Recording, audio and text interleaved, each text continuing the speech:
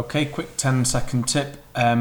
We've previously looked at how you would use VLOOKUP to fill this column with different grades, and we said that one way you could do it is by putting all of the scores down here, and then in here type in the VLOOKUP function, and we want to look at that value in that data.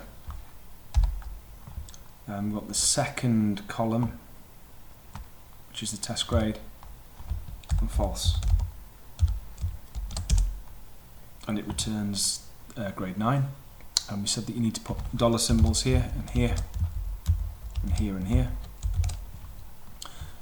and then when you copy down, that happens.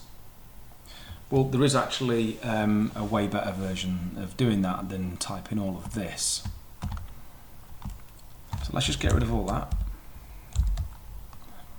And let's instead type what we need for grade 1, 2, 3, 4, 5, 6, 7, 8, and 9.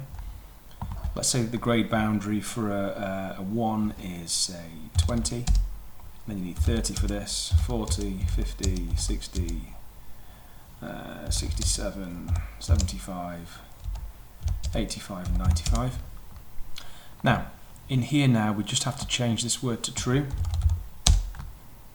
And then copy down,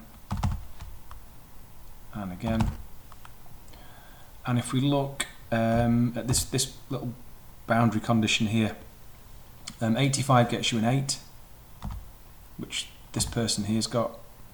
84 only gets you a 7. 94 is also an 8, but 95 is a 9. And there you go.